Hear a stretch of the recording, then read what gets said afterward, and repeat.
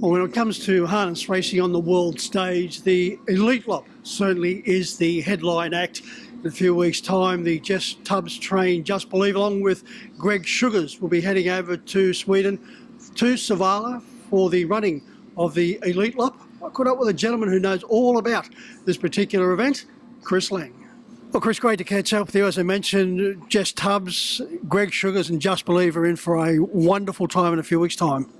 Yeah, they are. I mean, it's the experience of a lifetime for them. Obviously I've known Greg and the Sugars family and also the Tubbs family basically all my life. So we've spoken about it, and like I said to him, well, don't worry too much about the result, or just enjoy the experience. And if you do well, that's great. Is it larger than life, Chris? Yeah, it's amazing. I thought, when I went, I'd won the Inter-Dominion here, and, I thought I'd sort of got to the mountaintop, as they say, but, when I went over there, I had no idea of what I was getting myself in for, basically, and I think if I'd have known what I was putting myself in for, I think I'd have nearly stayed at home, because it was pretty bloody scary at times. Yeah, you went over with Sunderland's Gift, and what a horse Chris he was, 86 starts, 41 wins, 17 placings. But as far as the hype is concerned, is it a build-up, or does it all happen on the one day?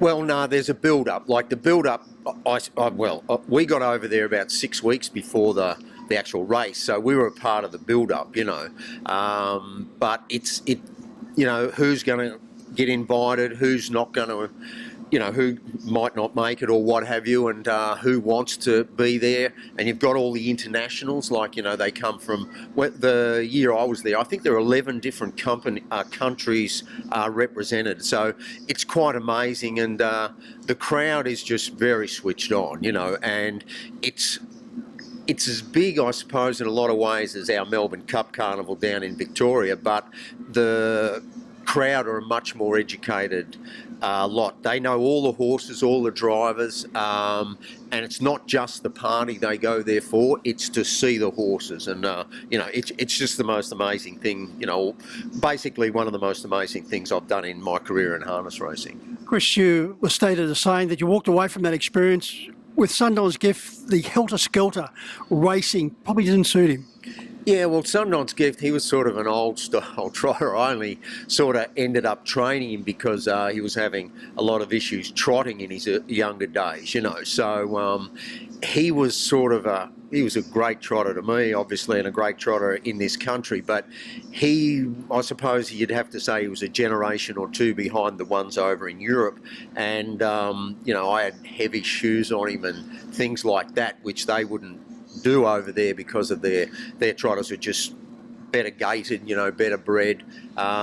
So he went good. I think he ran either 2 or 4 second personal best, but it wasn't up to their best, So our breeding's getting a lot better here and, catching up slowly but surely. So, I think these days our horses would be more competitive.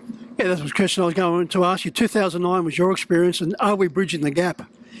We are. I don't think we've bridged it yet. I do think that, when we have a freaky trotter come along, I've no doubt that it'll be able to go over there and compete against their horses. I had Sky Valley came along after Sunderland's Gift and also let me through. And I think at their best, they'd have went over there and competed at that level. They wouldn't have been as dominant as they were here, but I'm sure they would have, earned their keep and won occasionally, maybe. It's Just Believe will join not only Sunderland's Gift, but Lyell Creek as the third representative. Yeah, that's right. I mean, it's a great thing. It's a great thing for trotting, down under or, in Australasia, basically. It's a great thing for everyone that's involved, the owners, everyone around the stable. It's just such a great thing. I know that when I went over there, it was like you were rock stars because there was so much media coverage over there. It was just amazing. There'd be, a couple of different TV stations. There'd be 3 or 4 reporters and this and that. And you just, in the end, you got recognised when you went down the street. It was quite an incredible experience. And Chris, they do have a unique situation where they have a colour for each and every year, although the one I just showed was 2013 and had pink. I believe that they may be staying with pink now from the COVID period onwards. Yeah, that's right. Well, they have always changed it. I think they did a 7-year rotation through the different colours. But yeah, I think they've now changed and they just go with the one colour. But, you know, like I say, I'd go there no matter what colour. And what do you think of Just Believe as far as his performances here, an Inter-Dominion winner, as far as now competing against the world's best? Well, it'll be tough, obviously. I mean, that's an understatement. You're going around against some 16 of the best trotters in the world. But he'll hold his own over there. But like I say, poor old Sundance Gift, he drew number 8, which is the outside of the front, and there's only 8 in the heat. So, you know, they ran some track record when I was there. So barrier draws are very important for that. You know, Greg Sugars and Jess Tubbs, they're going very, very well. They know exactly what they're doing. They've put a lot of study into it. So I'm sure they're going to perform very well. But like I say, it's going to come down. The horse has got to travel and all, you know, well and all this sort of stuff. And, you know, if he draws well, then I would love to see him get in the final. And one thing we do know, Greg Sugars is a world-class act. He is. He's you know, very cool customer, and I doubt there's any better drivers than him going around in Australia. A famous name, the leg name in harness racing, synonymous with greatness, commencing with your dad Graham, sadly passed away, along with your brother, of course, who his passing just shocked harness racing to the core. Yeah, no, it's true. It was very sad, and like they died within 3 weeks of each other, as just over 3 years ago now.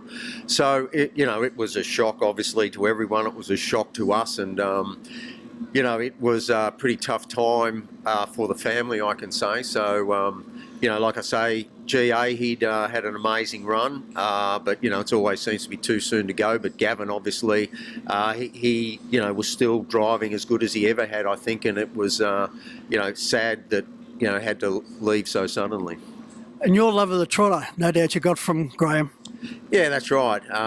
It sort of developed. It took a while to develop, I suppose. But, you know, there's no doubt that GA was, you know, the old school, and you got taught the basics, you know, and you learnt about horses and their behaviour and their nature. And I suppose that's where I got my love of the trotters from, because it was sort of the hands-on, you know, I enjoy the training more than the driving aspect, I'd say, of it. So I suppose it was that grounding that, you know, meant that I was able to educate a trotter, I suppose. Chris, what was the main lesson you learned from your father? Well, a good horse will make a good trainer.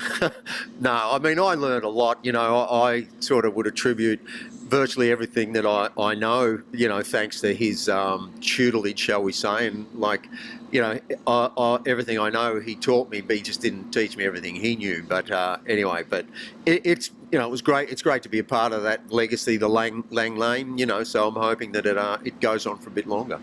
Chris, no matter who you speak to, the younger generation, the tried and true professionals of our industry, when you ask them who was the best, Gavin's name is always the first person they mention. Testament to just the ultimate professional. Yeah, he was freakish talent, really. Like, he's very cool, and like he could, you know, he wasn't only good in his own backyard. He could, well, he go to Harold Park, you know, or up here to Menangle, go to Queensland, and, you know, he could drive on any track. He could drive in any class of race, and it was quite amazing what he could do, win when he shouldn't have, etc.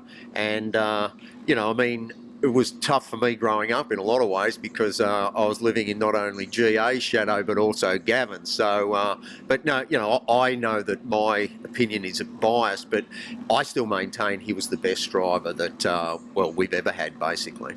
An interesting experience with Gavin not long after this new track was opened. Chris, you were standing out on the lawn and just staring out into space, and I said hello. I said, "Penny, for your thoughts." And he was telling me that he was visualising how to drive this new circuit. Yeah, well, I suppose maybe I'll go out there later and try the same thing. But yeah, I mean, like I say, he would think about things very deeply and a lot. And, you know, even I remember one day, I think he'd driven 4 winners at Stawell, you know, at a country meeting down there, and something didn't win, and I said, "Oh, good day," and he said, "Oh, I don't know. I think this one should have I should have done this or that on the other one that didn't win." And I thought, "Oh well, we're not perfect, I suppose," but he was very close to it. Hey Chris, it's good to see you back and successfully back in harness racing after having to spend 3 years out of the business through an illness. Yeah, that's right. I mean, I had a bit of a combination of rheumatoid arthritis, Raynaud syndrome, whatever. And so, I was getting worse. So I suppose I was working too hard, etc. So I took 3 years off and had a nice holiday. I call it my long service leave. So nowadays it's not as bad because I don't think I work as hard, but I also think I work smarter. So, it's still there. It's not something you actually get over. But like I say, I just think I pace myself a lot better. Is it frustrating being away for such an extended period from something that you love doing? Yeah, I think I needed a break, but after a while I started to miss it a lot and, got very bored and, I think it's great to be back. I love the competition. I love having a good trotter. So yeah, we'll just, keep on keeping on now for as long as we can. Well, Chris, it's great to see you here at Climb and Angle. Continued success, and as we mentioned, a wonderful family name in harness racing. Many more wins to come your way, hopefully. Good on you. Thanks very much.